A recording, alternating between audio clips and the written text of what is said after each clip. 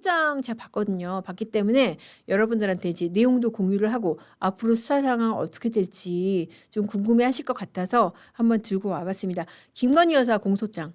지금 김건희 여사 공소장은 이번이 처음이 아닐 거고 앞으로도 공소 제기가 있을 겁니다. 지금도 수사 진행 중인데 일단 제기된 그 공소의 내용을 좀 보겠습니다. 김건희 여사가 기소가 된 내용이 크게 세 가지입니다. 통일교 관련 그 샤넬백 그리고 이제 도이치 그리고 또 하나가 명태균 여론조사 세 가지인데 제일 중요한 것은 이제 통일교 관련 그런 내용이죠. 이 통일교 관련 내용에서 김건희 여사의 역할이 무엇인지 그 부분에 한번 주목을 해볼 필요가 있을 것 같습니다. 공소장이 이제 이런 내용이 있어요.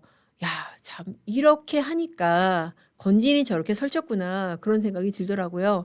2022년 3월 30일 그러니까 당선 직후에 건진의 요청을 받고 윤영호 이 사람 이제 통일교 2인자잖아요. 윤영호한테 전화를 김 여사가 했다는 거예요. 전 고모님이 전화 드리라고 했다. 기가 막히죠. 아니 자기가 전화한 것도 아니고 전성배가 건진이 전화하라고 그래서 전화를 했다는 거예요. 그러면서 대선을 도와줘서 고맙다. 앞으로 전 고모님과 의견을 나눠달라. 야, 이게 사실 대선을 도와줘서 고맙다는 저는 충분히 할 수 있다고 생각이 들어요. 왜냐하면은 대선 과정에서 온갖 정치 세력, 정치 종교 세력의 도움을 안 받을 수가 없잖아요. 그래서 도와주실 수 있고 도와주고 당선돼서 고맙다고 할 수가 있는데 문제는 지금 이 공소장 대로라고 한다면은 전 고모님이 전화 드리라고 했다. 야, 그러면은 윤영호 지금 통일교 윤영호 입장에서는 어떻게 느끼겠어? 와, 건진이 전화라고 그래서 여사가 전화를 해? 야, 건진 장난 아니네? 이런 생각이 들 수밖에 없는 겁니다. 자, 그렇게 해서 이게 건진 통해서 이거를 여사를 좌우하면 되겠구나. 그런 생각을 하게 됐다는 것이죠. 그러면서 그때부터 이제 청탁과 명품 목걸이 이런 것들이 오갔다는 겁니다. 그래서 윤 씨가 대통령 취임식 앞두고 2022년 4월 7일 날 한학자 총재 승인 받고 802만 원짜리 샤넬 가방 그리고 천수삼 농축차 이거를 이제 전성배 씨한테 주면서 이 전성배 씨한테 통해서 이제 준 거죠. 백도 주고 그러면서 청탁도 전성배 씨한테 한 겁니다. 이 통일교 현안이던 UN 제5사무국 한국 유치 이거 청탁을 했다고 이제 특검이 파악을 했고 이거를 김 여사한테 건진이 전달을 했다는 것이고 그리고 이제 김 여사한테 통일교하고 접촉을 좀 해보시죠 라고 하면서 이 통일교 측의 청탁 내용이 담긴 메시지도 김 여사한테 보냈다는 겁니다. 자, 그리고 이제 선물이 한 차례로 그치지 않고 2차 선물 나토 순방 앞둔 2022년 6월 26일 날 그때 이제 그 샤넬 가방 800만 원짜리 말고 이번엔 1200만 원짜리 이거 갔다는 거죠. 그리고 천수삼 농축차 또 역시 마찬가지로 누구를 통해서 건진 통해서 갖고 또 건진 통해서 김 여사의 반응을 들었다는 거예요. 긍정적으로 반응했다라고 건진이 답을 했다는 겁니다. 그 나흘 뒤에 또 김 여사가 또 이번에도 전화를 받았다고 그래요. 대한민국 정부 차원에서 통일교에 도움을 주려고 노력을 하고 있다. 감사의 뜻을 전했다. 야, 건진이 그러니까 지금 통일교 입장에서는 어마어마한 문골이 걸린 거예요. 이 사람 모든 것을 이 사람을 통해서 물건을 전달을 하고 청탁을 전달하고 그러니까 여사가 전화가 오는 이런 믿을 수 없는 상황을 지금 윤 씨가 지금 진술을 하고 그 진술에 기초해서 기소가 된 그런 상황이라고 보면 될 것 같아요.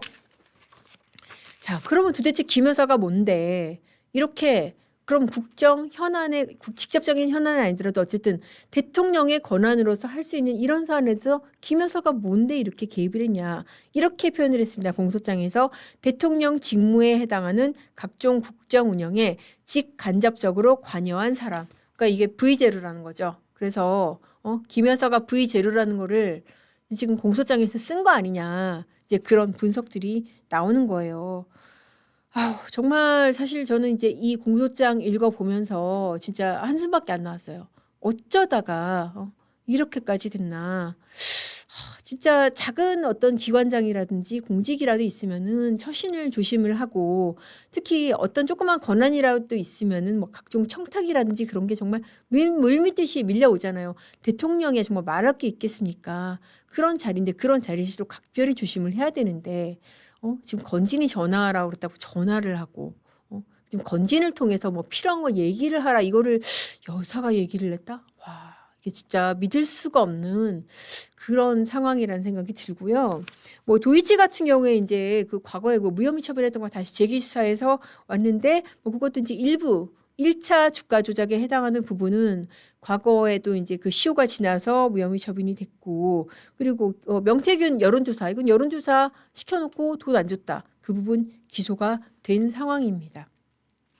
자, 그리고 문제의 그 반클리프 목걸이 있잖아요. 그 나토 순방 때 차고 나왔던 반클리프. 그거는 이번에 안 들어갔습니다. 그거는 아마 다음에 수사가 돼서 추가로 기소가 되지 않을까 싶고, 여기서 주목할 만한 거는 이 죄명이에요. 근데 그럼에도 불구하고 뇌물죄가 아니고 이 알선수재다. 뇌물죄와 알선수재의 차이는 뇌물죄는 공직자만 뇌물죄 주체가 될 수 있잖아요. 이 김건희 여사가 뇌물죄 주체가 되려고 한다면은 결국 윤석열 전 대통령이 알았어야 돼요. 최소한 알아야 되고 아니면 같이 받았어야 되고. 그러니까 이번에 그런 샤넬백이라든지 선수삼 농축차 뭐 이런 그라프 목걸이, 아까 그라프 목걸이가 이제 2차로 갔는데 이런 것들은 적어도 윤석열 전 대통령의 관여까지는 특검이 아직까지는 파악을 못한 게 아닐까. 왜냐하면은 윤석열 전 대통령이 목걸이 받은 거 알고 이런 청탁을 들어주는데도 같이 관여를 했다라고 파악을 했으면은 알선수재를 안 하죠. 뇌물로 하죠. 근데 이번에 공소장의 죄명은 뭐다? 알선수재. 뇌물이 아직 아니다. 물론 이제 뭐 이 사건에 대해서 이미 기소된 사건에 대해서도 윤석열 전 대통령 더 수사하면은 아마 뇌물죄로 공소장 변경하겠다고 할 겁니다. 그러나 지금까지는 윤석열 전 대통령의 관여를 밝혀내지 못했고 그래서 일단은 김 여사만 알선수재로 기소를 한 상황이다. 자, 그렇게 해서 일단 김 여사 지금 혐의 내용들하고 지금 기소된 내용들 한번 정리를 해봤습니다. 근데 사실 이게 특검 수사가 여러 가지로 막 이렇게 널브러져 있는데 되는 거 있고 안 되는 거 있고 조금 갈래를 쳐볼 필요가 있을 것 같아요. 조금 되는 수사는 저도 그렇고 이제 법조계에서의 평가도 통일교 관련은 어느 정도 실체가 있고 물건을 주고받은 내역이 있고 이거는 좀 실체가 있는 수사다. 이거는 굉장히 조금 이제 뭐 김 여사라든지 이런 입장에서는 좀 위험한 그런 사안이고 근데 반면 될 것 같아 보이지만은 안 되고 있는 수사는 IMS 모빌리티 관련 왜 집사 게이트 이른바 집사 게이트 그 집사라고 뭐 이쪽에서 칭하는 김혜성 씨가 관여한 업체에서